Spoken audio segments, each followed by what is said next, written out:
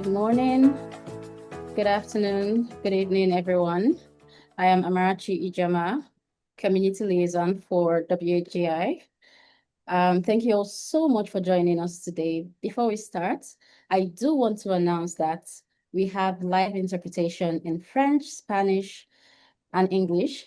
You can access this function by looking for a globe icon just at the bottom of your screens, or you select the three dots in a circle and select interpretation and choose your preferred language, just like it's shown on the screen.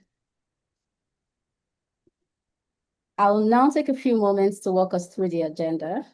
We'll start with a quick overview of the meeting polls. This will help guide some of our discussions and ensure that we are capturing your perspectives in real time.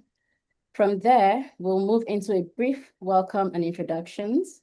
Next, we'll shift into our LAC Impact Spotlight. This segment will feature our National Steering Committee co-hosts and Secretariat representatives who will share key learnings and reflections from the LAC region. Following that, we'll walk you through the ICFP Impact Hub. This will be a practical walkthrough to help you navigate the platform and think about how it can support your work and engagement within the community. We'll then move into a more interactive and forward-looking discussion on community priorities, momentum building, and calls to action. After that, we'll take some time to reflect on the importance of intersectional and intergenerational opportunities, thinking about how we collaborate across sectors, identities, and age groups to strengthen impact. We'll then open the floor for Q&A, so please keep your questions and reflections in mind as we go along. And finally, we'll close with next steps and some brief reflections.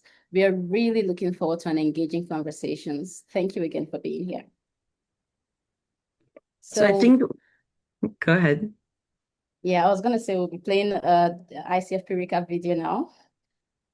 Yes, and before we do that, we're going to launch the first poll so that you can think about your one word that sums up your ICFP experience and enter it into the poll. So Amarachi, will you launch that poll so that everybody can jump in there and answer this question, and I will launch the video.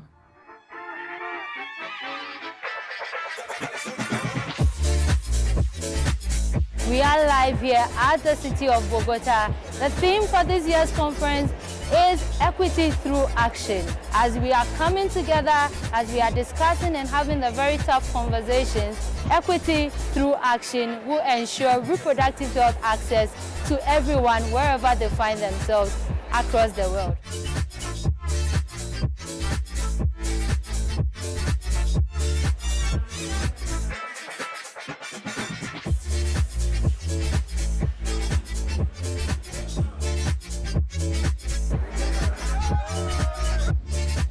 Nous sommes très contents de participer à cette grande conférence qui, encore une fois de plus, se tient dans des contextes un peu difficiles.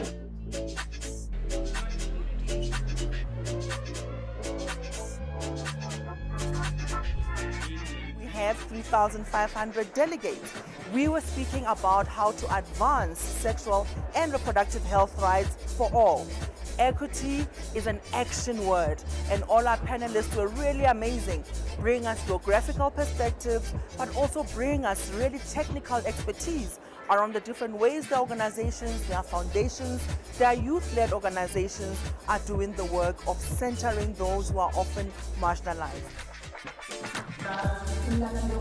Los derechos son universales y son necesarios para defender nuestras Rights are democracias necessary y to nuestras defend sociedades. our democracy. Las personas trans y no binarias, People trans and los cuerpos non-binary, no non-normative no bodies hegemónicos que se preñan, that are los cuerpos pregnant. considerados abyectos porque se vive en una These discapacidad, bodies that are enfrentan political barreras que impiden ejercer su derecho a decidir sobre sus cuerpos y sus vidas. and that they have the right to decide on their lives and on their bodies.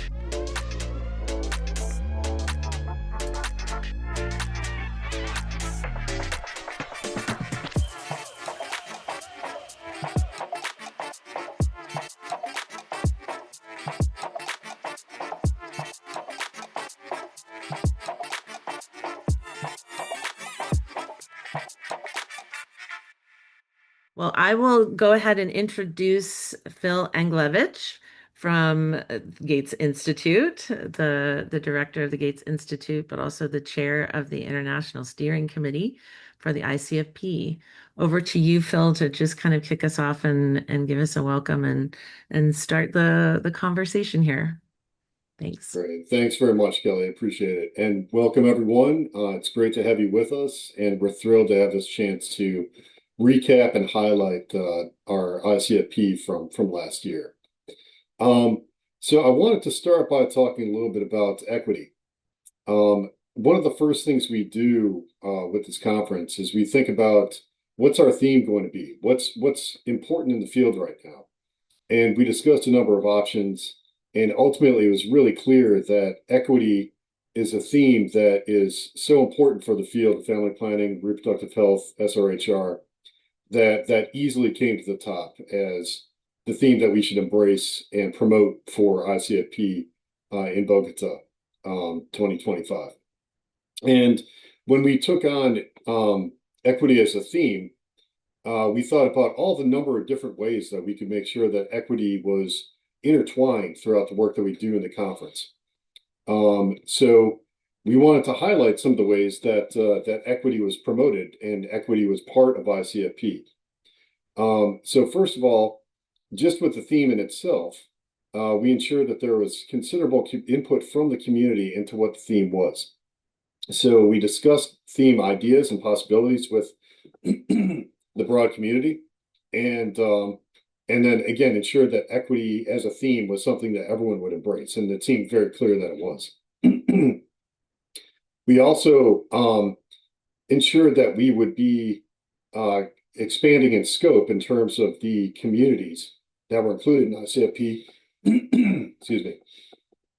And so to do so, we included environment and climate change and power shifting as two new communities to broaden the scope of what ICFP covers overall. And power shifting in particular has a really strong equity lens through which they conduct their activities. So that particular community, I think, is one that was critical to the theme of equity. Second of all, we had roundtable community conversations and drumbeat events, including feature family planning convening. So we had expanded events leading up to ICFP that brought in new groups and ensured that a broad range of groups were interested and aware of ICFP as a conference and the theme of equity. So our goal with ICFP is to make sure that we can reach populations around the world and ensure that they're represented at ICFP so that their interest in family planning, reproductive health, and SRHR are captured within the conference. And one of the ways that we do that is through these roundtable community conversations. Next, we also had scientific advocacy and program implementation abstracts that we highlighted on equity. So we wanted to make sure that equity and some of the strongest presentations in all different tracks were highlighted so that we could see what work is being done in equity in particular for ICFP. We expanded the conference into more areas of SRHR, again, to make sure that all areas within our broad field were as represented as we possibly could within the conference. We highlighted language equity, made sure that everything throughout the conference was translated and interpreted in both English, French, and Spanish. And we did this through multiple different ways to make sure that especially, we would capture these three languages. When, all of the dramatic changes in our field took place last year, in terms of changes in funding, changes in the work that we do.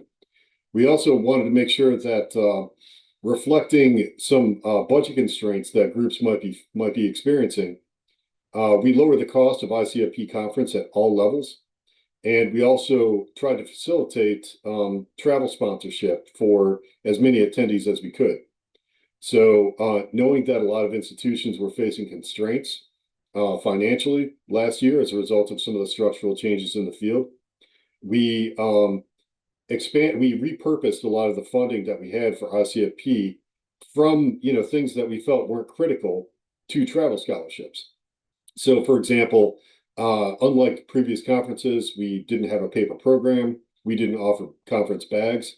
We felt like those were important, but it was even more important to just have more people attend the conference. So we repurposed the cost of many things to make sure that we could sponsor travel instead.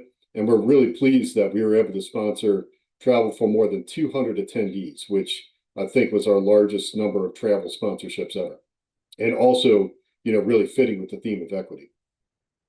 I think we had the best global representation in abstract submissions overall of all ICFPs. So the number of abstracts we received in all languages and from all regions of the world was by far the greatest for ICFP last year in 2025, and again, represented the growing global reach of the conference. We also had deep youth engagement, which was critical for all the work that we do. And we make sure that we reach out specifically to youth to ensure that they're represented as fully as possible as a population at ICFP, and that their interests are expressed and represented also in the program as well. So this creation of the Impact Hub for All, will provide access to information, innovation, and inspiration coming out of ICFP. And it comes at no cost to anyone, of course. It's going to be accessible to all because, again, this fits with our theme of equity. And then, of course, last but certainly not least, I think for me, I was particularly thrilled that ICFP could take place in a new region for us. And I think the expansion of ICFP to LAC was something that was just so incredibly rewarding. It was way overdue for us to have ICFP in the LAC region.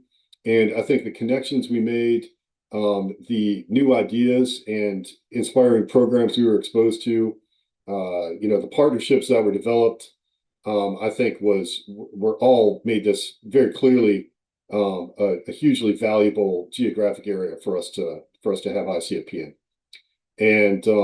And this is really, a huge part of how we operate as a conference. We want to make sure that it's not just all groups and all populations that are involved in family planning, reproductive health, and SRHR are represented in the work that we do. It's also all geographic areas. So we always look to see where can we expand into to make sure that the interests of a different geographic area are incorporated within ICFP, and that we can have people from all regions of the world be part of the ICFP platform to make sure that everyone's interests are represented and everyone can contribute to ICFP. So this is how we operate philosophically. So we did as much as we possibly could to make sure that the conference, essentially we walked the walk, that the conference incorporated these critical ideas of equity, so that it wasn't just something we promoted as a theme, but it's something that we incorporated in all aspects of conducting the conference last year as well. There are always going to be areas where we can improve, and we look forward to any comments that you all have, and some areas where we could even be more equitable and resolve some maybe inequities that still occur in the field. But we hope you agree that equity was critical, and central to the work that we do. And so it was a very appropriate and well-executed conference theme. So thanks very much. Glad to have this chance to talk about our main theme and how we incorporated it. And back over to you, Kelly. Wonderful. Thanks so much, Phil. Really appreciate that. And we are really excited to have a number of the National Steering Committee members with us, including a couple of our co-hosts. So I'm going to turn the mic over to Marta Royo from Pro Familia to give some remarks from the Pro Familia side from our co-host. So please, Marta, over to you. Hi, good morning, everybody. Buenos días. Can I do it in Spanish, Kelly? Yes. Ay, Yes. maravilloso. In that way, we feel the sense of the global community. Bueno, Thank you very much for arranging for interpretation. We have very brief time, so I won't take so much time. This was, of course, a very exciting moment for us for many, many reasons. I would like to share 5 strategic challenges that we have created with our team so that we can continue to strengthen this space. The first one is to guarantee that this community exists so that we can continue organizing actions by means of this subcommittee so that we can continue sensing this dynamism that we felt in Colombia. As second strategic focus is to escalate Global South lessons learned from Latin America and the Caribbean. We hope that everyone that was able to attend virtually or in person to see what all of this region does in terms of services, advocacy, and education. So how can we create mechanisms to escalate these lessons learned? A third strategic point would be to come from evidence to decision making. ICFP is about that, is to bring in concrete experiences and evidence with very, very experienced and knowledgeable stakeholders that have a great capacity to influence on structural decisions. So this is a great opportunity for this knowledge to circulate, but also to continue working on really influencing public policy, funding, and also identifying national priorities. When we bring all of that together, this keeps this global movement going. The fourth strategic point is equity as a starting point, not as a finishing point. We understand that we are in a very complicated global context, but how can we maintain this focus that gender equity has everything to do with justice, with democracy, with people's autonomy, with human rights? But that shouldn't be the objective. It should be part of the design. And the last strategic point that we think it's very important is youth in the center of participation and towards leadership.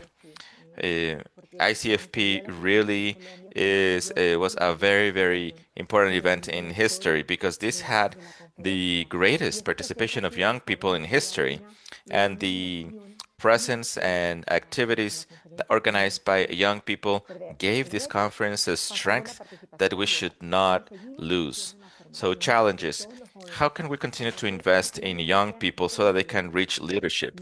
We don't want them to only be change agents, but we want them to be really leaders for SRHR. So Bogota was super important for this type of dialogue to start. The community now has something really, really powerful: evidence, partners, and a shared agenda with a real capacity to transform. We need to push this agenda forward. And this is the moment to jump into action. Thank you very much, Kelly. Thank you so much, Marta. It's really wonderful to hear from you here. We are there are a couple of folks that are trying to be pulled into the call. I know that there were a number of different elements that were taking place today, and so we are going to be able to get Dr. Luque into the mix in just a moment. But I think playing off what you were just talking about with regard to youth, I would love to invite Juan Pablo Rincon, to jump in from the LAC side and talk a little bit about that youth interaction that was taking place there at the ICFP. So, Juan, over to you. Can you hear me? Yes. Thank you. Oh, I wasn't planning on going next, but I'll do my best. So I'm gonna switch to Spanish real quick here. Con respecto un poco a lo que sucedió desde... Okay, so regarding what happened in ICFP from activities organized by young people or where young people were participating, I was gathering evidence in recent years, and I recalled the closing ceremony where we asked the Latin American and Caribbean region how did they perceive themselves in the global movement in the defense of sexual and reproductive rights for young people, and also regarding reproductive justice, particularly in the global action path that was designed. So we asked them what were some steps and actions that they felt that they needed to be included. And we talked about how is it that all of the regions or the networks that already exist, like the ICFP ACRO network or the 2030 network and others, how is it that all of these networks will be integrated in this programmatic agenda? For example, the International Alliance for Young People and Family Planning, and how to make it so that we can build this agenda from the base. And this is a very important point for us. And from there, a next step from the closing ceremony would be a call to action. A call to action that is part of this process. There were many reflections about how is it that what's happening at a global level with the gag rule and many other actions have impacted young people in a differentiated way as well. So the call to action here would be, in what way can we quantify that impact? How can we recognize or acknowledge what young people bring into the movement in general and make the adjustments that are necessary based on the changes that are happening? If I may share a few reflections regarding some processes, for example, the School of Voices for 2030, and also the spaces that were organized with ICFP ACRO. And just to wrap up my comments, I would like to share this. Some priorities that came up from these spaces are the following.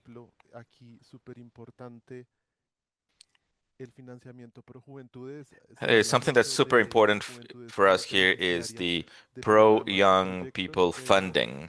We talk about young people as beneficiaries of projects, but how can we promote agency for young people from their resources so that they are led by the young for their own initiatives? And this, of course, echoes what the director of Pro Familia was saying. How can we provide the capacities and the training so that we can actually be leaders of our own movements? Next is a radical intersectionality, the creation of permanent spaces, and also public policy and structural reform. So these were some of the reflections that came out of ICFP 2025 and all of the preparation behind it. So I'll leave it here for now as some of the priorities and concerns that we have so that we can continue working towards sexual and reproductive rights. Wonderful. Thank you so much, Juan Pablo. We really appreciate you and all the work that you did, especially with the youth subcommittee and being a co-chair.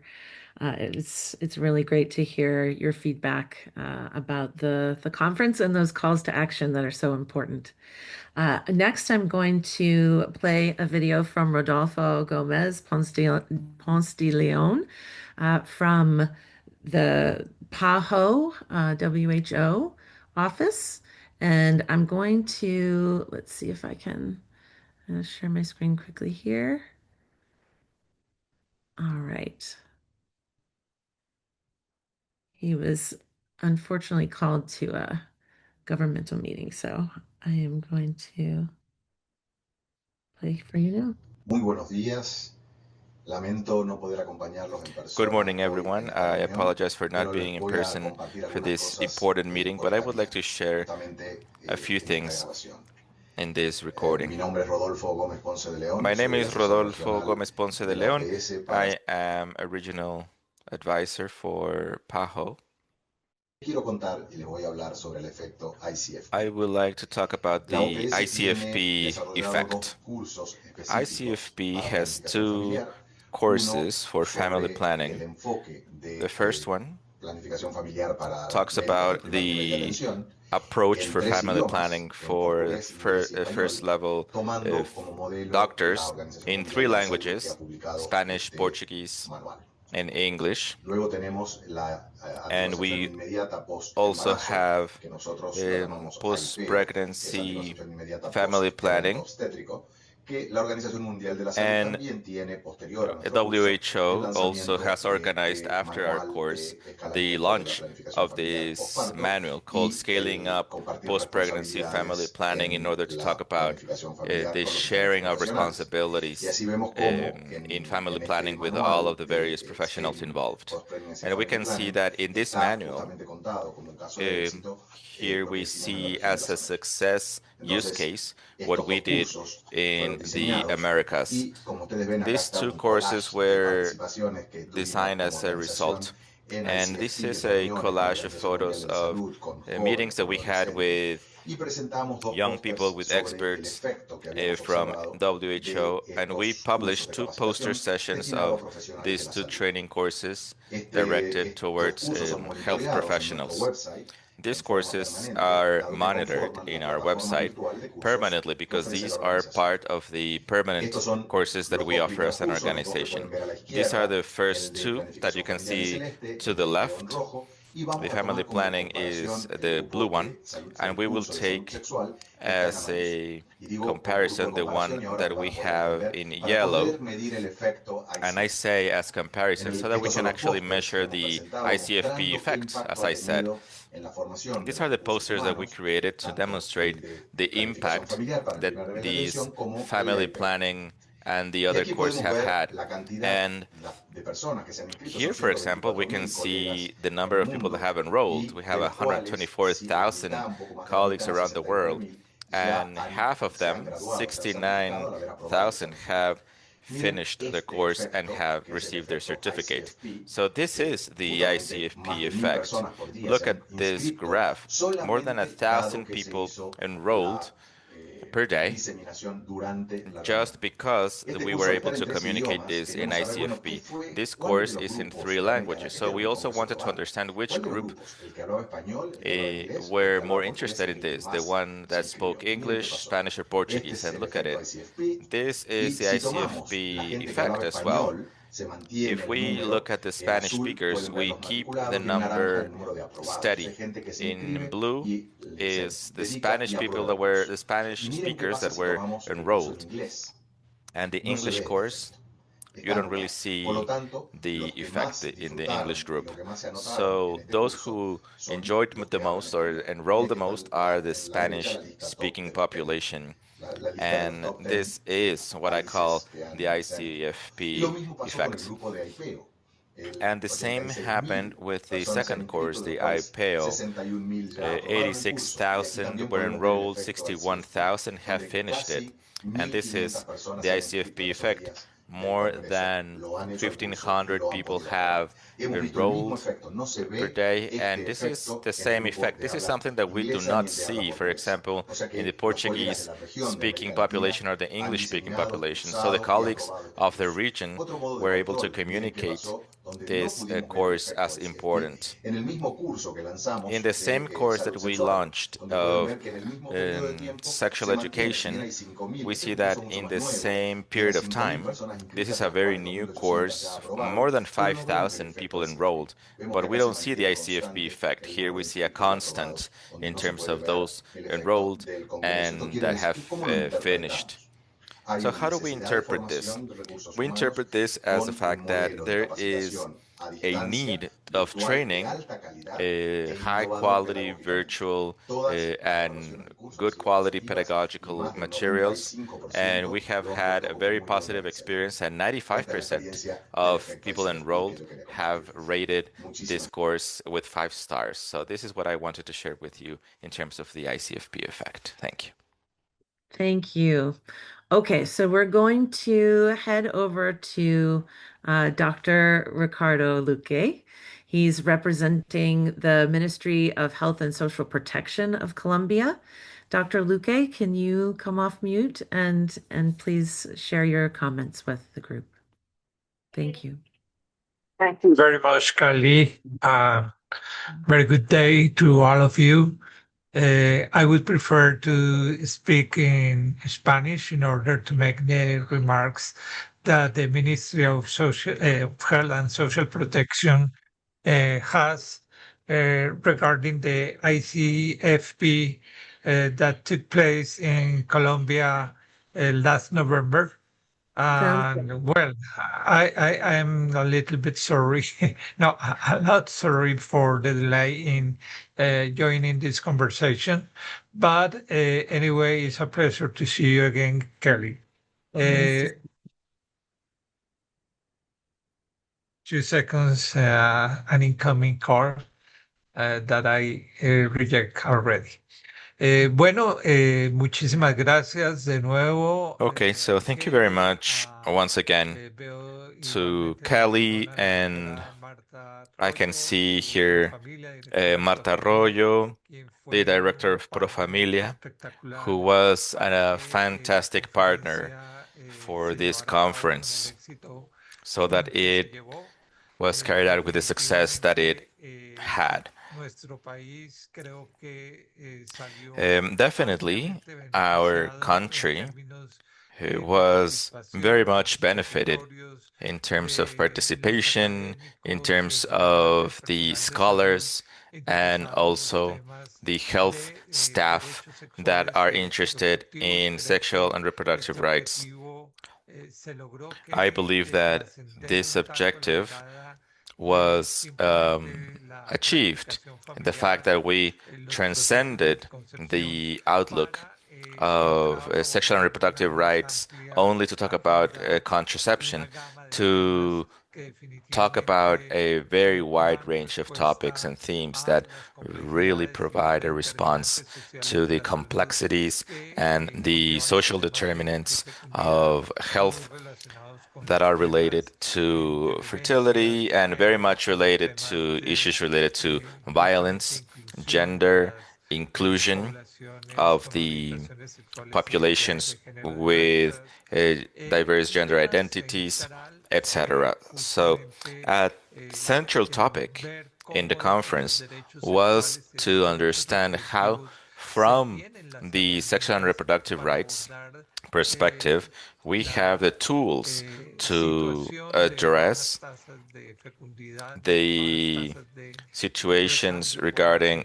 fertility and demographic change that are happening around the world. And this was a very important discussion in our country. It was important for us to receive all of these contributions around the conference to strengthen these sexual and reproductive rights strategies. And of course, it was super important, the commitment that was signed with family planning, so that the country maintains. I wouldn't say that the commitment wasn't there. The commitment has been there forever. But it is very important to maintain and strengthen the progress that we're working on this area. We are close to publish the policy of sexual and reproductive rights for the next decade in our country. So definitely the participation of Colombia in this conference was absolutely positive. We have nothing but gratitude to the organizers to bring this conference here. And the fact that this was the first time that this event happened in Latin America was great. So this also provides the space for other countries in the region to apply, to be part of this, and so that we can also facilitate speaking language participation, Spanish language participation in this type of conferences. Thank you very much, Kelly, once again. Thank you so much, Dr. Luque. It's so great to see you. So I'm hopeful that we can turn our eyes to the audience members who have some great feedback for us about being in this conference in Latin America and the Caribbean region. So we're going to share the word cloud that you all contributed to at the beginning of this call. We have inspiring and exciting are the two top words that people are utilizing to describe their experience at ICFP 2025. And intense is also another word that I'm seeing here. Stimulating, equity, which is great. That was the theme of the conference. Connecting and networks. That's one of the biggest reasons that people attend ICFP, that they tell us in the surveys, conference after conference, is that really nice person-to-person networking opportunity. So we're going to launch the next question, or the next couple of questions for you all, to give us some feedback about that experience in the LAC region and what it meant for you and your work. So here's the poll. And while you're filling that out, we have a few people that are here with us that have agreed to jump on camera and share with us their experiences. So I'm going to start with Sylvia Okoth. She's from Bar Hostess Empowerment and Support Program in Kenya.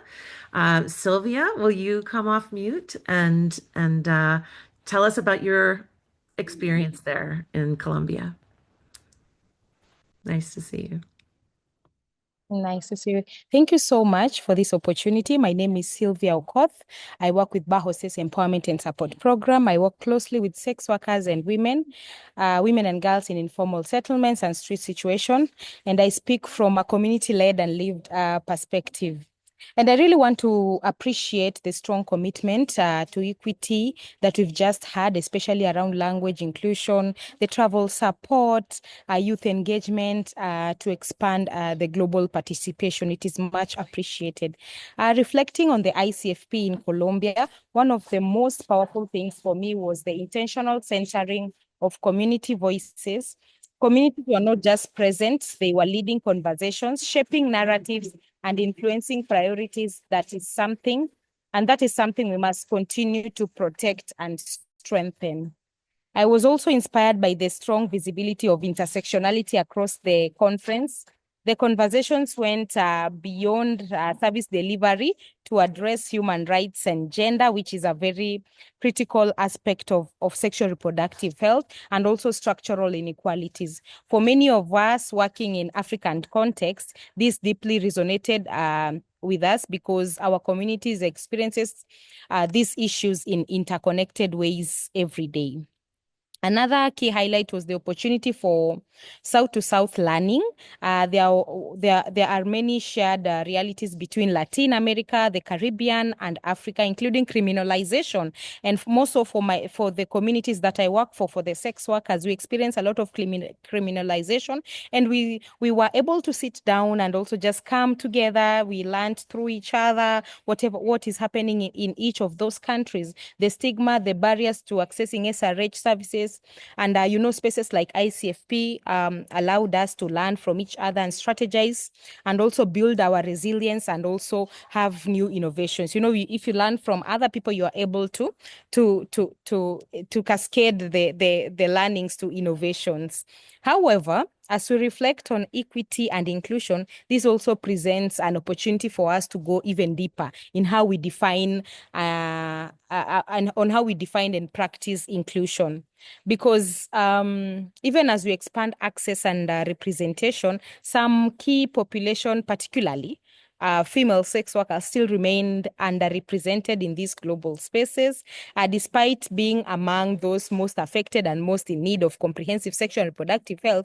Just take an example of a young sex worker who has started sex work at the age of maybe, let me say, 17, 16, and the vulnerability that comes with sex work, and that was some of the issue that I felt like there was a little bit of underrepresentation of that population and also other key populations in ICFP.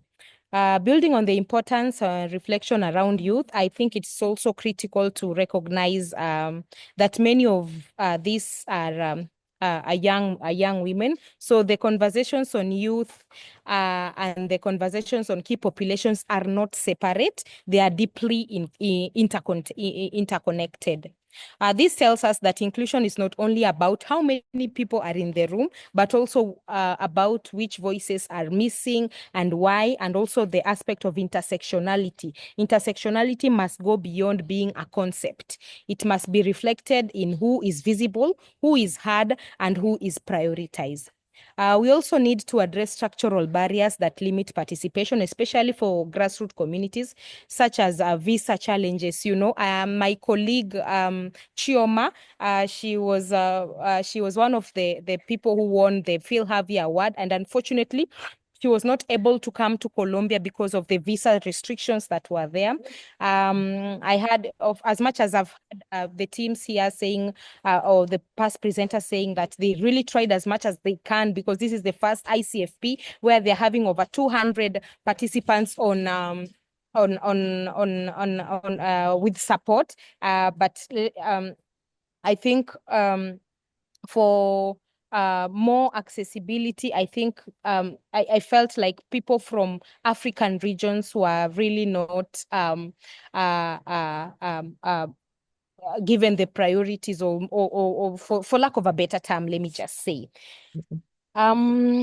As also the recipient of Phil Harvey's Innovation Award, the experience reaffirmed me for the community-led solutions are not only effective but essential. Thank you for trusting and also investing on our leadership as other communities. And also, lastly, as we move forward, my call to action is simple. Let us sustain engagement beyond the conference, strengthen South-to-South collaboration, and intentionally resource community-led work. So thank you so much. Wonderful. Thank you so much, Sylvia. Nice to have you here with us.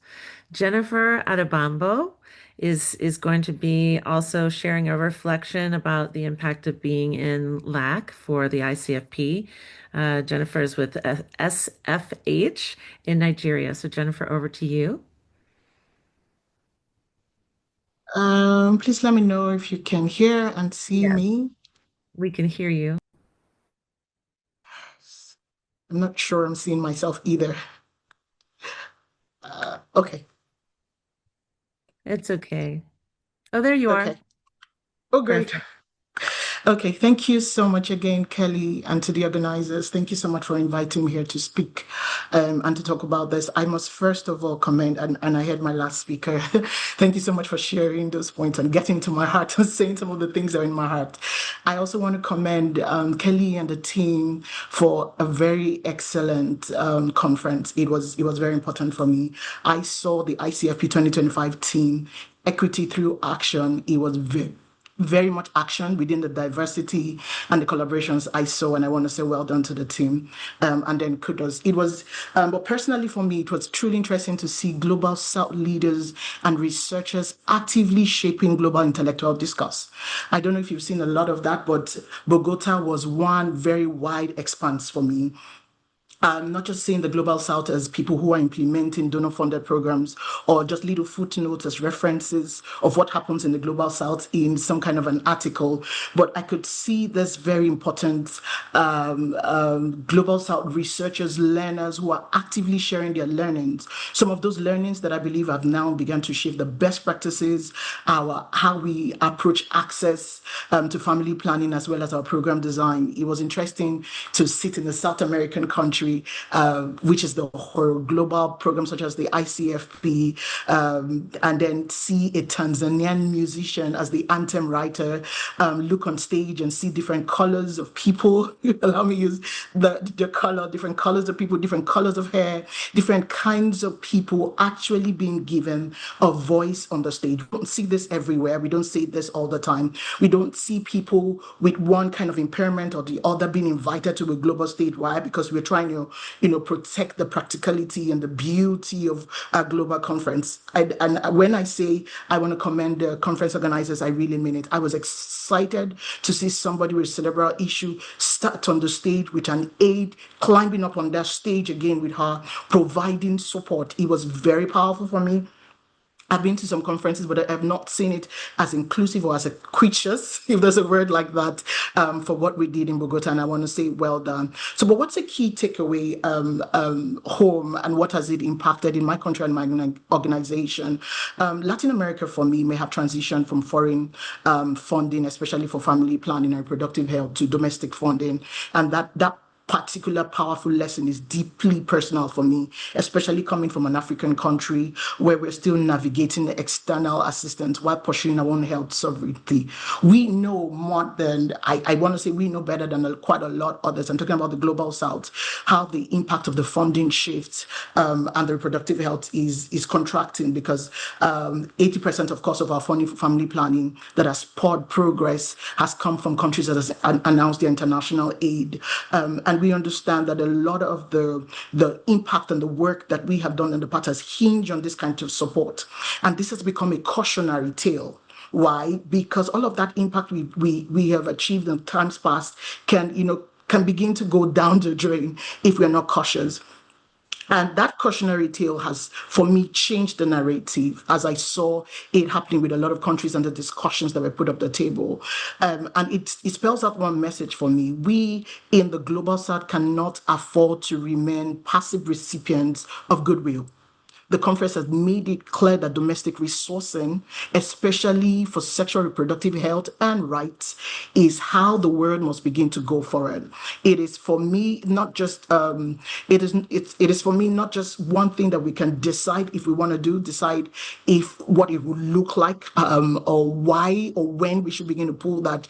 It is now an instant and the critical next step that Global South must take when you're beginning to change the predictability of the future for family planning and what SRH will look out for us in the future. The essence of Global South-South partnership, our financing, our solidarity is no more an aspiration, but it is now a critical imperative for us if we must continue to build on our learnings, if we must continue to build on what we have done so far, if we must secure the future of what we have learned so far. So allow me stop there. It was not just a unifying thread for me in Africa, but it is something that we can no longer afford to remain a buzzword to say equity, equity, or put the Global South collaboration as a buzzword. It must now, or has now, become the critical next step that the Global South must begin to take. Thank you so much, Kelly. I agree. Thank you. Thank you so much for your insights. Very nice to hear. We are going to move from this discussion, and I know we have so much rich material in those polls and quizzes. I think we're probably going to launch a couple of more polls throughout the call, but we're going to wait until the end to dig in and see what the answers were here, because we really want to get to the launch of the ICFP Impact Hub. So I'm going to turn things over to our colleagues, Christina Sherrill and Molly Maisner, and they're going to take us through the Gates Institute's Secretariat's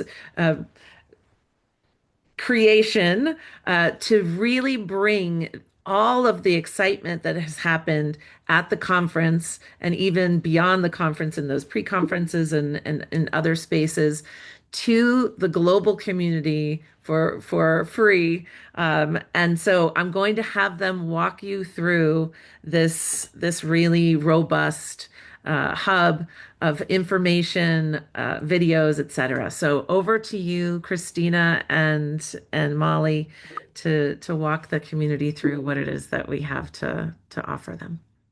Thanks. Thank you, Kelly, and thank you, Molly. It's great to be here with all of you today. It's hard to believe it's been almost 5 months since we hosted ICFP in Bogota. I wanted to take a moment right now to talk about the ICFP 2025 Impact Hub and shift us from reflecting on what happened at ICFP to what we do with all of that information now. And so, as we all know, ICFP is not just a conference, we're a platform of movement, and all of that continues in between the convenings that we will have. And that's what this ICFP 2025 Impact Hub is designed to support. So when we brought ICFP to LAC region for the first time, and we've seen that it changed who is helping to shape conversations, who's on the stage, we saw regional leadership driving priorities, stronger connections across research, advocacy, and implementation and communications, and a field and a sector and a community that was responding to real-time pressures. And we wanted to make sure that everything that came out of that moment, the knowledge, the insights, the videos, the energy, the community learnings doesn't get lost. And so our secretariat goal was, how do we take and build something that's accessible, usable, and something that we can all learn from. And what we've done is synthesize all of that for you. And the ICFP 2025 Impact Hub is your access point to all of the knowledge and community insights generated at ICFP 2025. So as you'll scroll down, you'll see everything that we've learned and surfaced across research, practice, policy advocacy, and lived experience are curated in one place for you. And so we start with a couple high-level notes, and then you can access the global knowledge from ICFP, which is our interactive library, which Molly will explain after I speak how to use that more in depth. It is a treasure trove of knowledge. There's so much amazing content that I will let Molly speak more about. As you continue scrolling, you'll see at a high level, the hub is organized around two core pillars. So we have the science, where you'll find research, data, and technical insights. And then we have community, where you'll find voices, storytelling, partnerships, and lived experience. And as we know, both are essential and need to be in conversation with each other. And we designed that page with this in mind. From there, you can move across different areas of the platform. So we have regional impact, youth leadership, partner voices, commitments, media highlights, the ICFP live stage, roundtables, plenaries, awards, so much content. All of these tabs link out to more information where you can have an interactive multimedia experience with all of the different things that we have coming out of the conference. So depending on what you're looking for, you can enter this from different places, but still connect across the full ecosystem. And truly shout out to Molly Meisner and Natalie Apkar for being really intentional about the way that we designed this so that people can engage with the content. And again, we didn't want to create a static recap report. Things are changing so quickly. We wanted people to be able to access all of that information. And so, as you go into the Impact Hub, you can start with a topic, you can start with content, you can start with any of the pillars, and then go find, connect, and use what you need. So, what I've shared is the why and the role of this Impact Hub within the broader platform. And now we want to show you exactly how you can use it. So I'm going to hand it over to Molly, who will walk you through the interactive library and show you how to navigate across sections, explore content, and start sharing it in your own work. And as you're watching, I'd encourage you to think about maybe what's most relevant to your work and who you might want to connect with coming out of it, and where you might share this with your network. So over to you, Molly. Thanks, Christina. And hi, everyone. My name is Molly Meisner. I'm Communications Associate on the team and a member of the ICFP Secretariat. As Christina said, I'm here to share with you our exciting new tool that has launched in tandem with the Impact Hub, and that is what you're seeing on screen here. It's the ICFP 2025 Interactive Library. So this interactive library features sessions, recordings, accepted abstracts, and other materials that we have from the ICFP 2025 conference. And we developed this tool to help the global community learn from and build on all of the knowledge shared at ICFP 2025. So this tool carries forward the conference to a wider audience, and it expands access to the critical information long term. So in building this, I really wanted it to be a user-friendly resource. I pulled directly from the conference program, which was hosted in Drifta, as well as other items that we had on file as a secretariat. So I hope you will explore it, share it, make connections from it, and use it in your own work, pushing SRHR forward. So I'll take a moment to walk you through kind of how it works and what content you can expect to see in the program. So on the library homepage here, you'll see up top we have buttons for you to view all of this content in English, French, or Spanish. And if you scroll down, you get into the actual sessions themselves. So in this search bar, up top here, you're able to search any keyword you like in English, French, or Spanish to see what content we have in that area. So for instance, you can type and search for a specific session title, a presenter's name, organization, topic area, abstract content, and more. And you can also use these buttons up top here to filter some of the top keywords we pulled across the sessions. So you could select one, you could select multiple, you don't have to select any at all. And then you can also search by session type. So whether it was a scientific session, an ICFP live stage, plenary, spotlight, side event, pre or post conference, or a meeting. And then of course you can search by the date that the session took place here. If you scroll down, these are previews of the sessions themselves. So up top, you'll see the session title, as well as a brief description, the type of session it was, and a few other bits of high-level information here, including the language it was presented in, the date, the thematic track it was a part of. And to view the full details for any session, what you'll do is you'll just go to the right here to the session's details page button, this red button here. And when you click that, it'll open up that particular session's details page. So this, again, is all the information we have for this particular session. You'll see the title up top there, the conference track it was a part of, speakers, moderators. In this case, we've got key takeaways, any recorded sessions. Those recordings will also be available here. And if you're looking at a scientific session, which we are in this case, if you scroll down to the bottom, the associated abstracts from that session will automatically pull in. So you see, in this case, we have these 4 abstracts here that made up the session.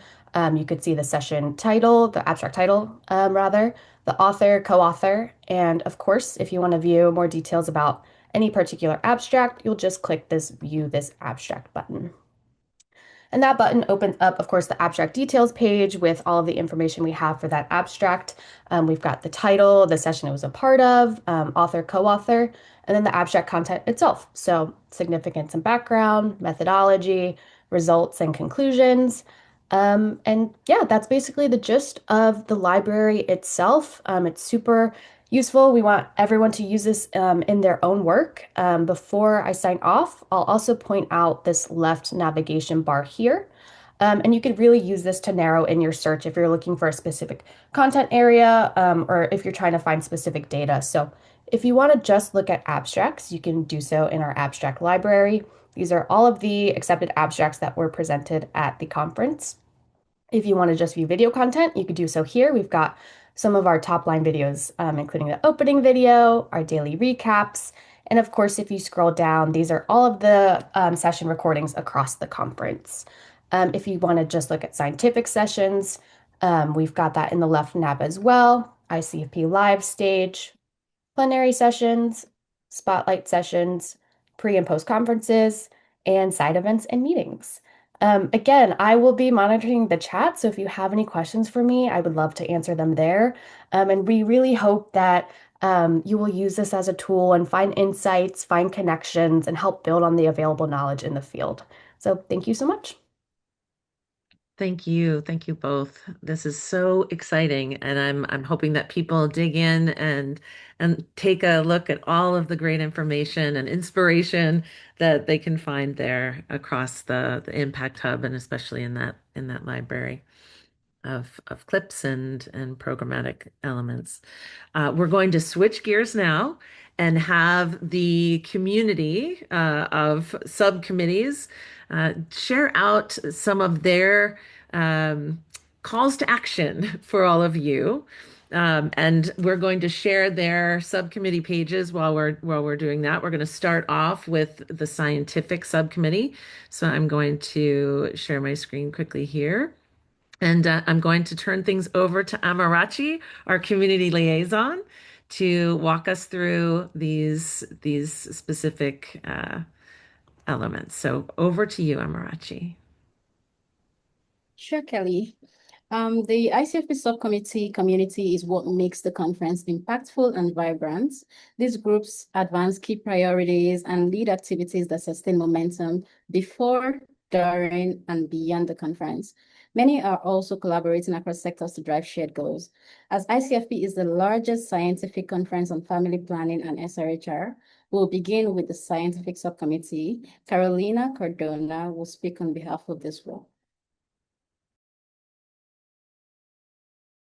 Thanks, Anarachi. Can you hear me and see my video? Yes, we can.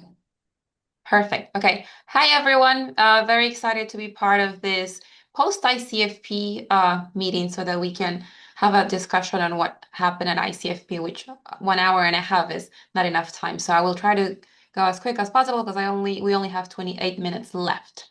So as Amarachi was introducing, like the idea behind this presentation is to share some of the key takeaways that took place at ICFP, and the comms team at the Secretariat did a great job at showing some of those key takeaways in our scientific subcommittee website. So you can peruse this on this key takeaways page, and you will see a lot of the numbers that we are very excited to share as scientific subcommittee. We love to count things, and I'm just going to walk you through some of the main numbers that we saw throughout the conference. So some of the things that we noticed and we were very proud of, and it's also aligned with the equity theme of the conference, is that among all the presentations that were given at ICFP, we saw that 1/3 of those presentations were given in either Spanish or French. So that's a big win for the community. We also noticed that the presenters that gave those presentations, they came from more than 100 countries, specifically 104 countries.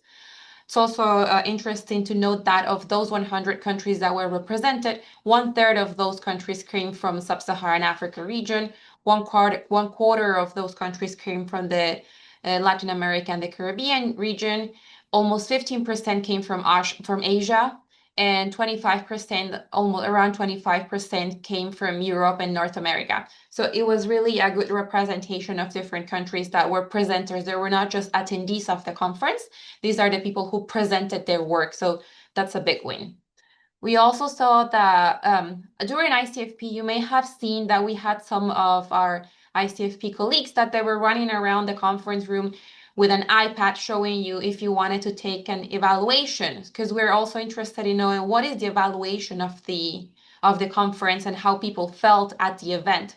So one of the key takeaways that we have from that evaluation is that, well, first we got responses from almost 500 people that came from 73 different countries. And one of the things that we asked in that survey, and if you took the survey, you might remember that it was a very long survey. But one of the questions that we were very interested in is in the role of ICFP, because we're talking about what is the effect of ICFP. So one of the questions was asking to the respondents to rate the conference role in different aspects. And among the aspects that were ranked, one of the things that people reported, 81% of the respondents indicated that ICFP has a great role at raising the SRHR profile. 78% indicated that ICFP plays a very important role for their career development. 71% indicated that ICFP is very important to build research and evidence. 68% indicated that ICFP plays a very important role for engaging youth in part of the SRHR conversation. And then a bit more of half of the participants indicated that ICFP is a venue where we can increase the political commitments towards improving SRHR. So that's one of the key takeaways that came out of that survey. Now here you can see that we're also doing a post-conference evaluation, which we started right when ICFP finished around December, and we closed this conference in February. And one of the things that we asked in that survey, whether the community feels that there is a need to host another ICFP. And we were very happy and excited to see that 95% of those responded indicated that there should be a next ICFP, and then 97% of the respondents indicated that they would attend a future ICFP. So those are some of the numbers that came out of our surveys. And something that we also did as a scientific subcommittee is that, and if you can scroll back, that where there was like an impact subsection. So yeah, there.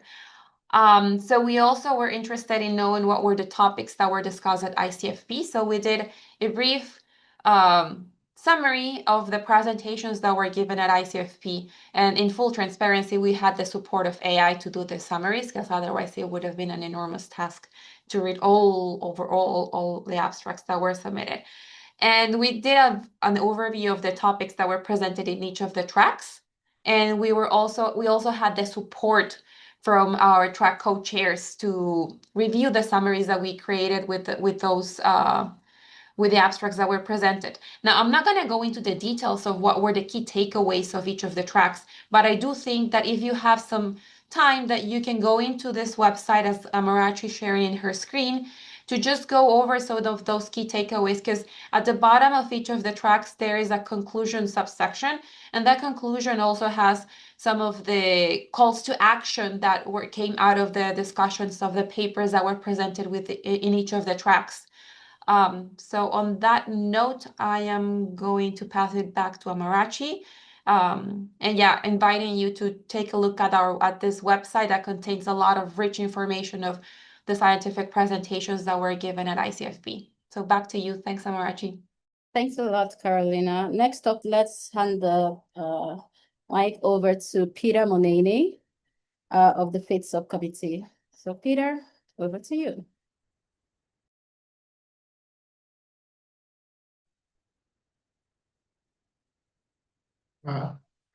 Thank you very much, Amarachi.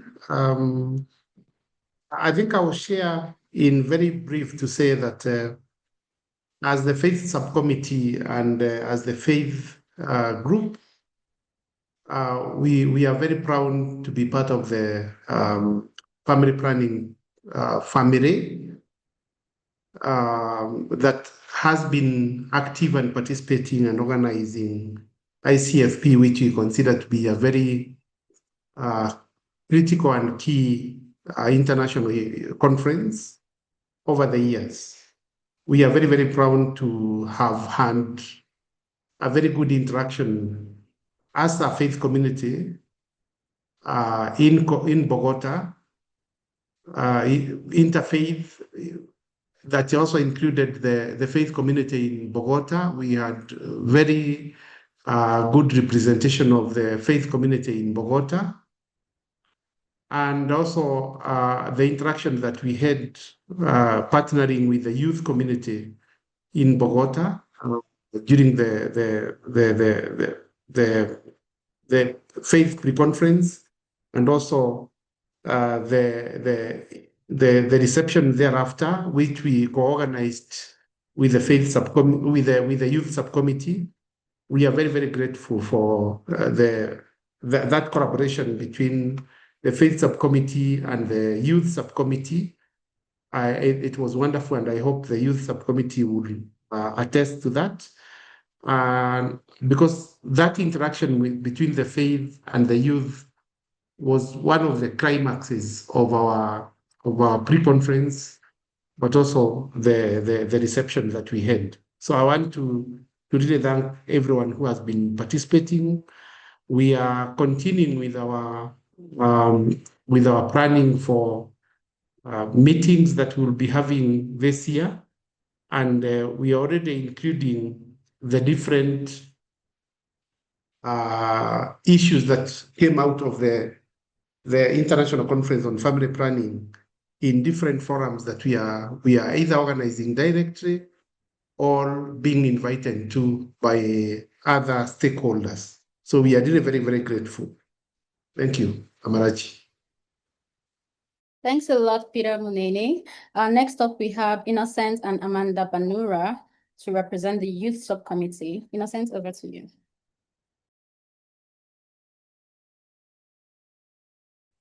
Thank you, Amarachi. I would love to welcome Amanda to start sharing first, and then Amanda, I'll back you first. I'll back you up. Go, take the mic. Thank you so much. much, Innocent. Good morning, good afternoon, and good evening. My name is Amanda Joan Julian Mary Banura. I work with the Univida Youth Alliance, formerly Uganda Youth Alliance for Family Planning and Adolescent Health, based in Uganda. And I'm so happy to be here as the co-chair for the youth subcommittee, particularly the Arts for Advocacy work stream and the Youth Lounge. And just to build up from what has already been talked about, the experiences from Bogota, it was a great experience.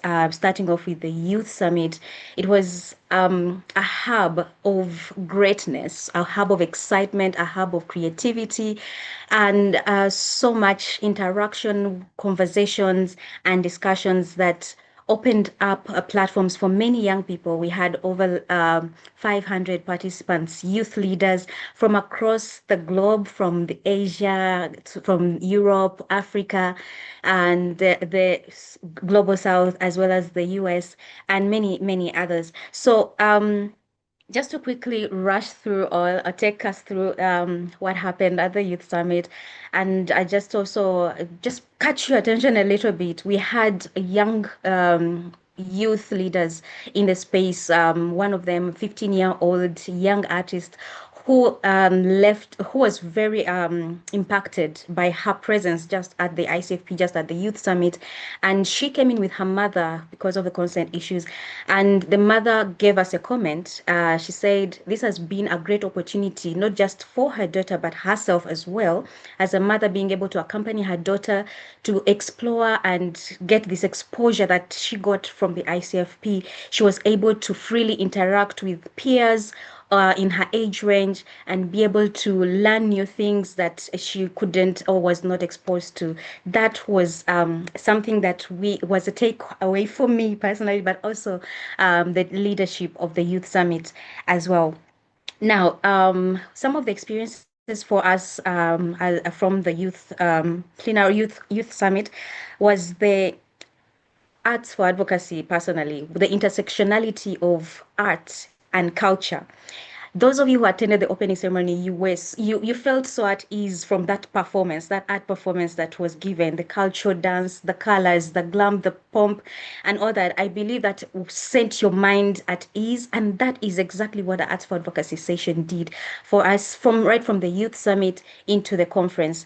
And the freedom of expression that the session gave to all the artists that we had, were able to showcase over 10 art pieces of young people and from different parts of the globe, and this gave the artists a very big confidence, boosted their confidence and knowledge that their work is seen and their work speaks louder and can be able to change the space of advocacy completely.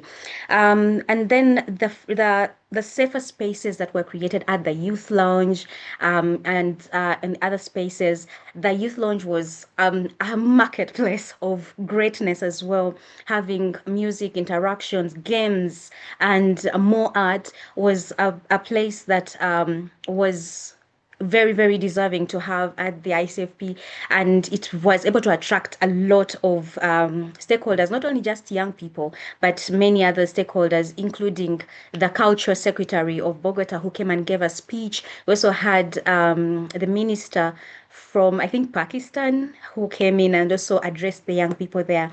And I'm happy to share with you that we have a youth equity manifesto and a youth launch toolkit that you can access from the youth the website, the ICFP website, the Youth Corner, and you'll be able to get all the gist and the know-hows of the youth launch and all that happens in there.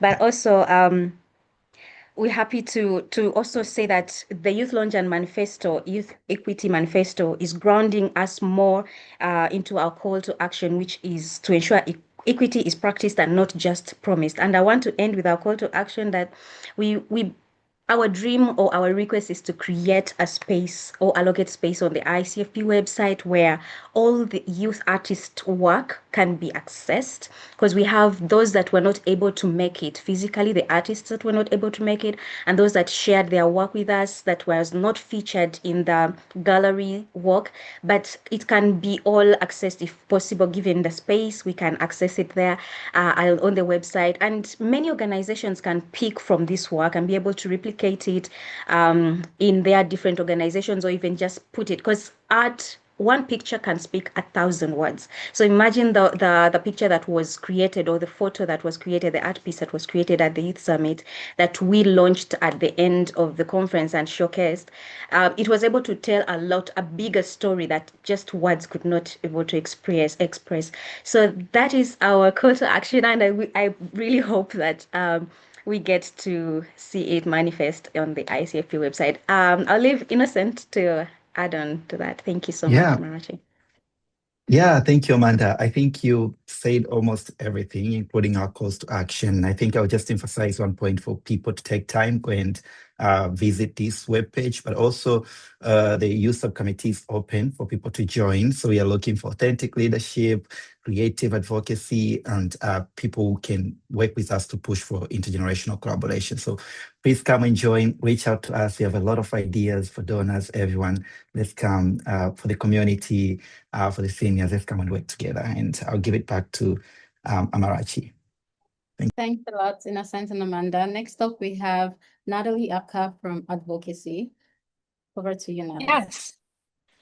Yes, thanks, Amarachi, and hello, everyone, and thank you for joining us today. So in the interest of time, I'm just going to go right to how you can engage with advocacy and accountability, and how you can use the resources on our page here. So you can see our key takeaways from ICFP, and instead of going into too much detail, I'll just highlight a couple of key learnings for us and how we're integrating these into our action plans. So first, advocacy is most effective when it centers lived experience and inclusive dialogue while adapting to new tools and content. This was a big learning for us through the year of implementing ICFP. And thus we made deliberate efforts to do this, not just in the scientific program, but in the ICFP live stage, which broadcasted many advocacy stories that are not normally shared at scientific conferences in 3 different languages. And we aim to do more of this through blogging and other storytelling and content production over the next year. So please, I urge you to use the interactive library that Molly shared to search for advocacy-related scientific sessions and live stage content, so you can see what top evidence and practice was shared in the realm of advocacy at ICFP. And as more and more country governments are signing on to anti-rights agreements, changing the definition of gender, for example, and stripping rights from individuals, especially those on the margins, the ANA committee aims to gather its members and really be a collaboration space. As we have said, ICFP is more than a conference. It is a platform and a collaborative movement. So we really see the ANA subcommittee as a gathering space to create dialogue and help develop advocacy tools to help individuals who are trying to counter these government actions in their countries. There will be a blueprint document, which is under development from the co-hosting organizations of the subcommittee's post-conference that took place in Bogotá, specifically on financing for family planning and SRHR for civil society organizations. The blueprint is tentatively planned for virtual launch in early May, so people can stay tuned for more details on this, and when available, you can find the resource on this page.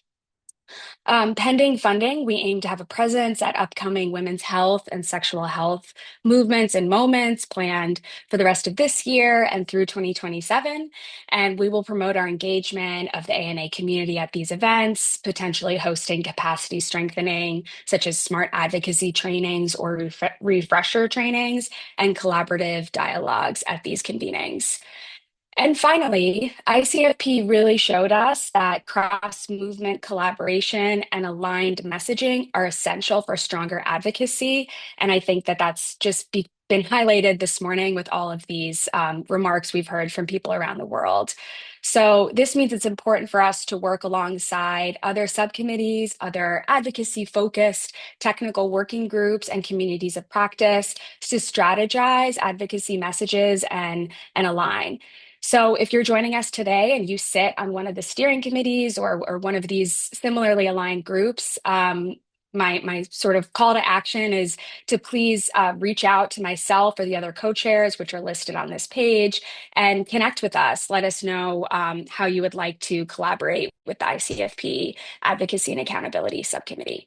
Thank you. Thanks, Natalie. Up next, we have Alan Kabagenyi, representing the Demographic Dividend Subcommittee. Alan, over to you. Hello, everyone. Alan from Makerere University, Uganda, co-chair of the Demographic Dividend Subcommittee. The web page, the subcommittee page has quite a lot of highlights. So in the interest of time, allow me to share what we are planning to do in the next couple of months, and also to request you to look out for our page and also see some of our takeaways. As part of the plans that we have in the coming couple of months, we hope to hold a meeting, the post-conference subcommittee meeting, and where we intend to share our pre-conference DD report and takeaways.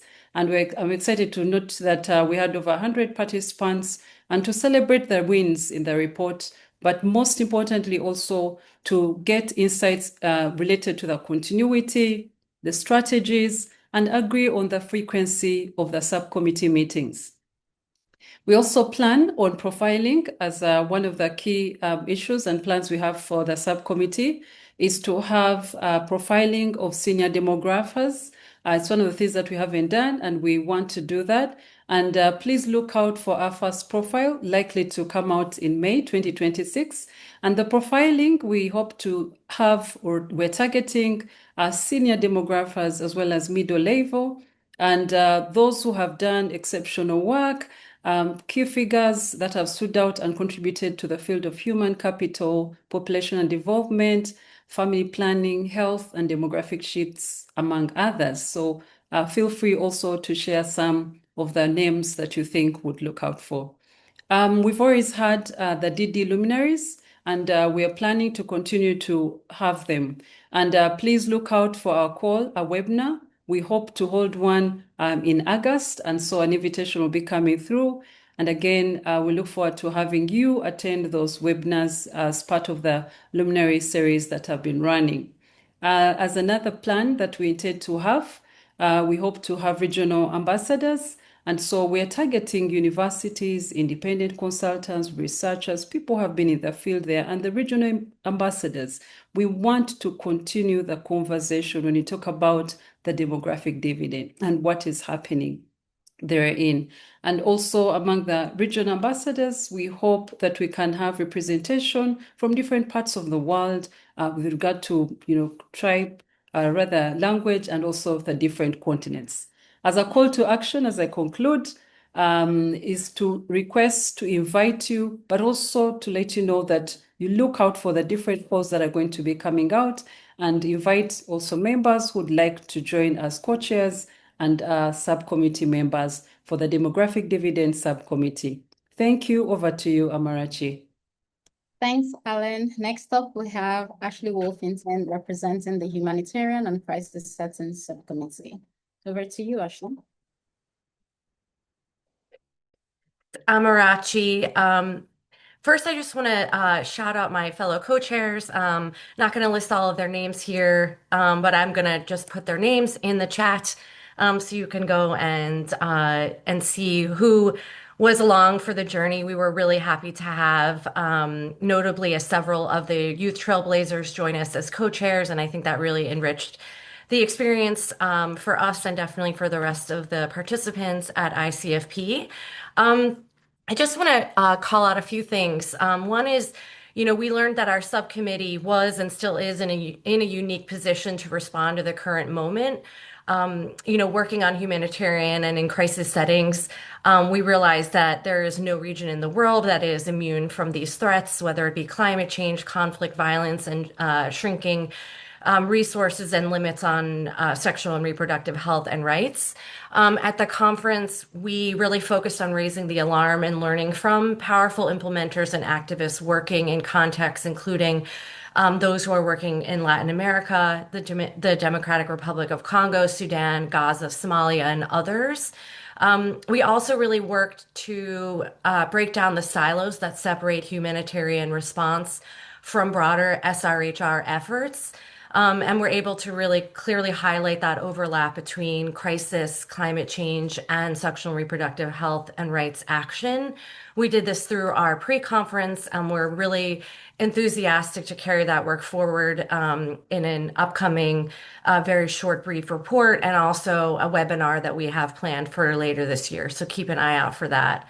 We also, through presentations and side events, and again, where we saw an unprecedented number of those highlighting humanitarian issues. We saw innovative approaches from self-care models for contraception and abortion care access for people on the move to novel research and funding adaptations. And finally, just to say our call to action is quite simple. We want everyone in this community to make emergency preparedness and response a part of your work and to see us as and the humanitarian colleagues as partners in that. And I think together we can ensure sexual and reproductive health is available no matter what, especially during these times where, as I mentioned, there is no corner of the world that is immune to humanitarian and crises. So back over to you, Amarachi. Thanks a lot, Ashley. Next up, we have Kirsten from Environment and Climate Change Subcommittee. Over to you.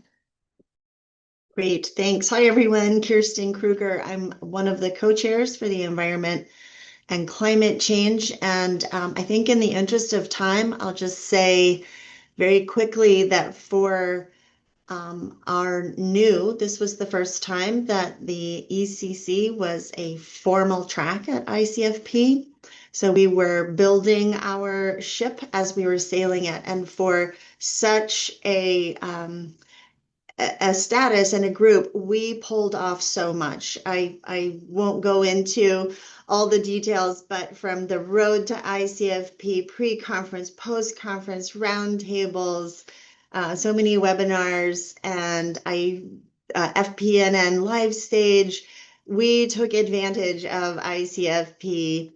And it was just phenomenal to see the energy, the interest. I think it's just very clear. This is not a side conversation, it's central. So jumping straight ahead to calls for action, we'd love to see environment and climate change be a permanent track for the conference. We'd love to see environment and climate represented in a plenary, opening or closing. We worked hard to have government participation and representatives, but we know that we could definitely do more, and we need more support to bring government officials in. And we'd love to see more environment and climate change sector colleagues representing so that we can really work cross-sectorally, multi-sectorally. We know that one of the key takeaways was really meeting people where they are. There's a wide range, folks just learning and folks who've been embedded in this nexus topic for years and years. So it's important to meet people where they are. And going forward for the sector, we know there are still really important research and data gaps. We need more contextual evidence about what works. And we need to make the case to unlock climate and disaster funding. We need to support projects and individuals to embed SRHR across budgets and different sectors. And we need to continue to share solutions and also our failures. Going forward, like all the other subcommittees, we have so much room at the table. We're looking for members and leaders. Please check out our community page on the website and all this great collection library with the hub. And I really hope to see you in a meeting in the future. Thanks so much. Thanks, Kirsten. Next up, we have Yumna representing the Power Shifting Subcommittee. Hi, everybody. My name is Yumna Hattis. I don't know if you can hear me. I'm standing in for Goodness Ogeyode. So a little bit about the Power Shifting Subcommittee. We had a pre-conference which brought together over 350 participants with over 500 registered participants from diverse sectors of the SRHR community to examine the current state of power dynamics in global health. The event revealed a field at a critical juncture facing unprecedented challenges from funding cuts, political opposition, and organizational closures, while simultaneously still recognizing the urgent need for systemic transformation. So the key insights included the recognition that communities are knowledge holders whose expertise must be valued, that power must actively circulate rather than simply shift once, and that resilience, while necessary, must be paired with structural change. And participants emphasized the need to move from rhetoric to action, acknowledging widespread organizational survival mode while maintaining commitment to transformative change.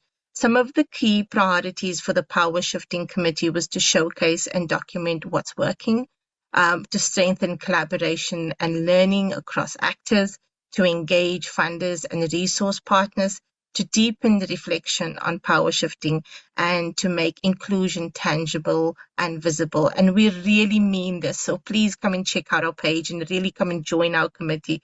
So we recently held the World Social Justice Day, which was on the February of 19th, as part of our post-ICFP 2025 activities, which strongly emphasized why sexual reproductive health and rights is a social justice issue. I mean, it's a non-brainer, but yeah, we still have to do this and what we must do about it. So you can find the recordings, and the published blog piece is available on the Power Shifting Subcommittee webpage.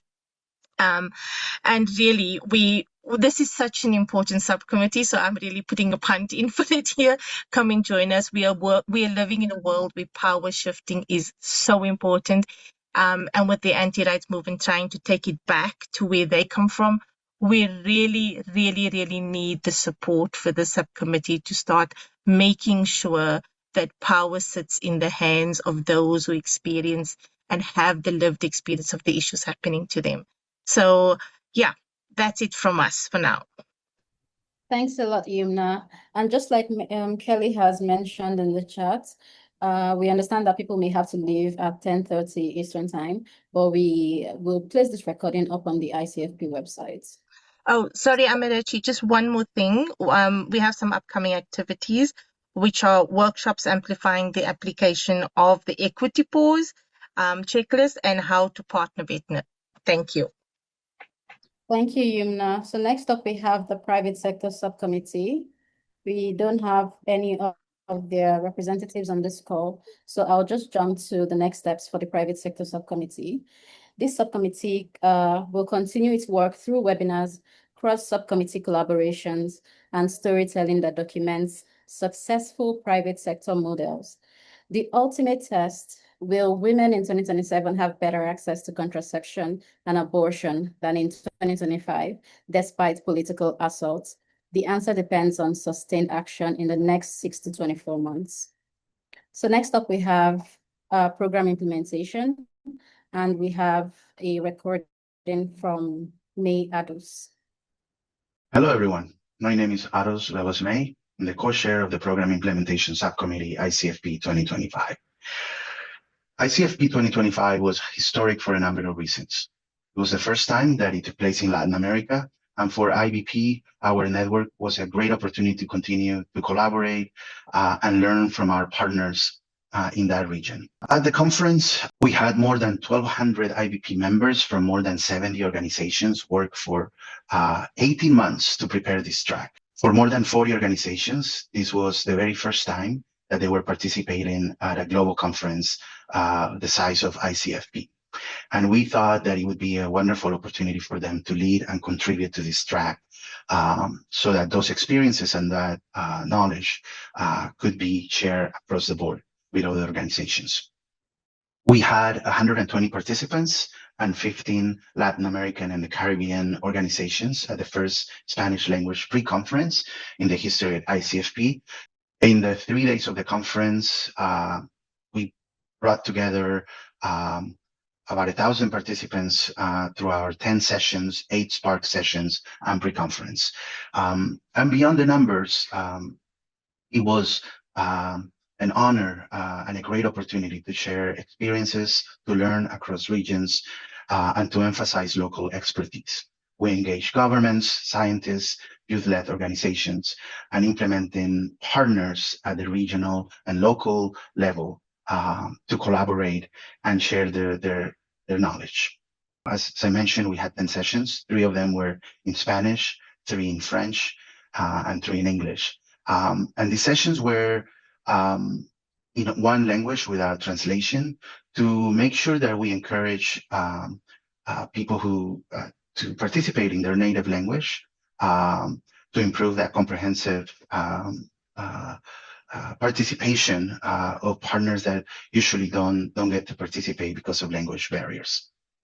At ICFP, the WHO IBP network continued its tradition, leading a unique partnership that brings together diverse local and regional voices in their language with their specific expertise and knowledge.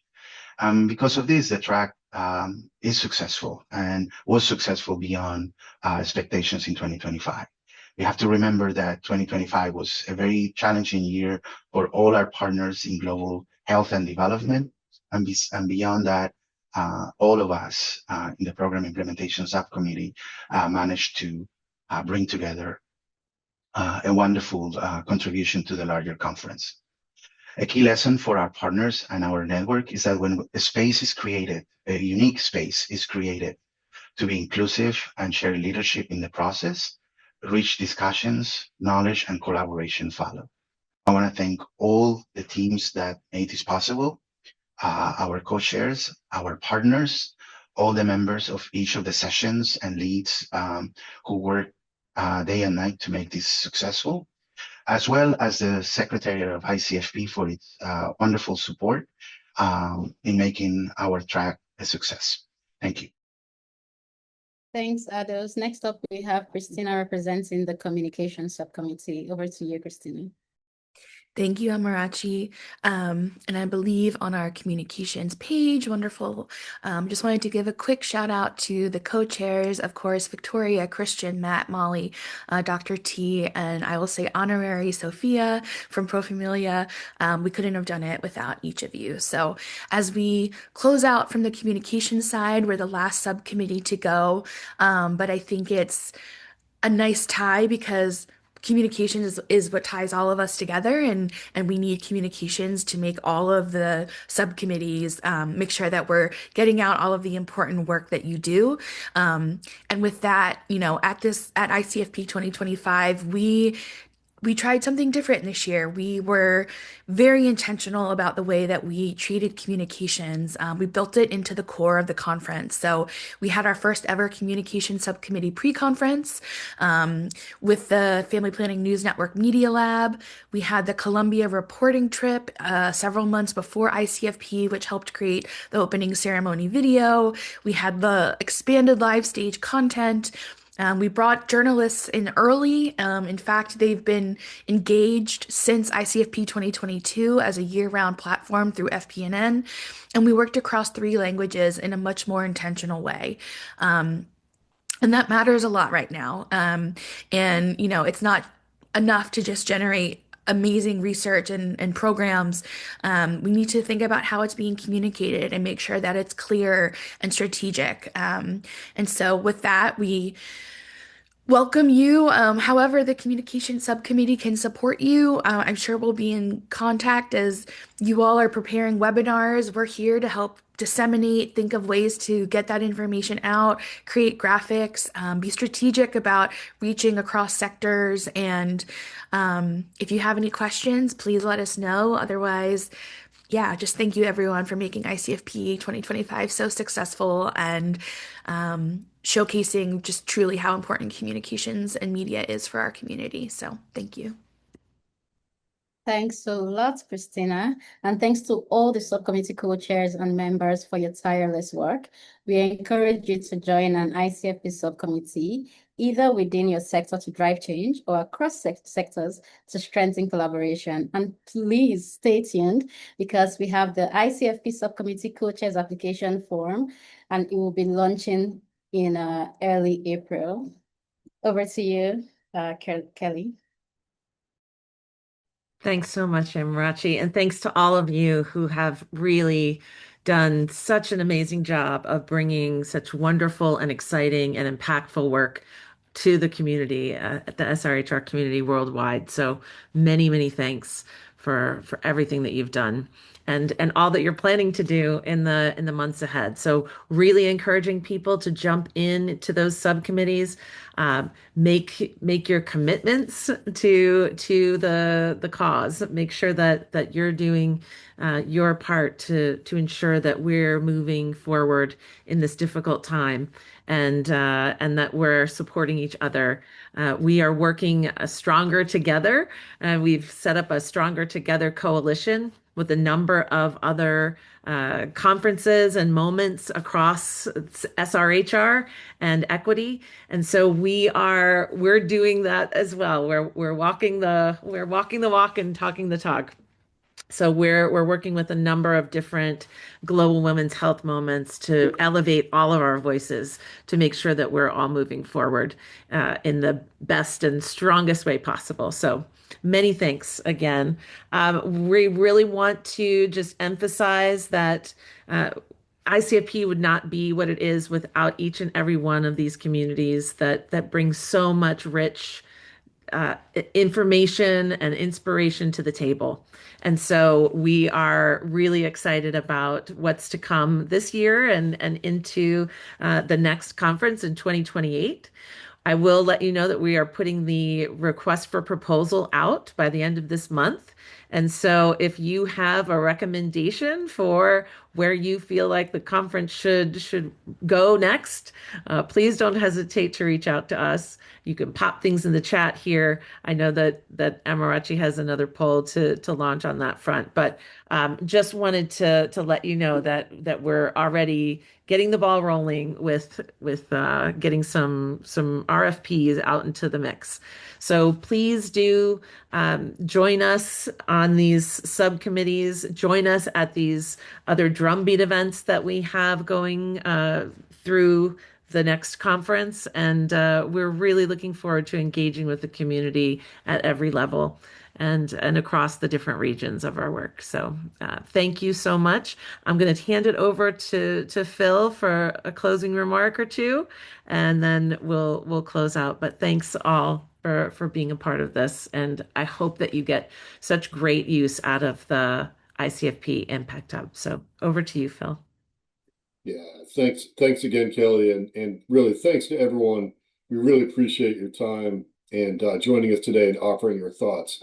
The thoughts that you provide and your comments and support generally makes ICFP what it is. And we're not as nearly strong a platform as we are without your participation. So we thank you very much for that.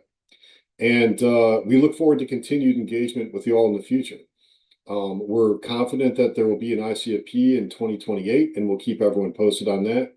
And Kelly just spoke to some of the details on it. But, the only way that ICFP takes place again in the future is through your all support and continued advocacy for a future ICFP. So, when you have the chance, please help us promote the platform. Please help us talk about how important ICFP is for the community so we can make sure to continue in the future. So once again, thanks very much for your participation. And please join us for future events, participate in subcommittees as they move forward. And if you have questions about how we can continue to evolve as a platform, please don't hesitate to contact us. Thanks again. Thanks, everyone. Thank you, Kelly. It was amazing seeing you, and I love all the interventions. Thank you. Thank you.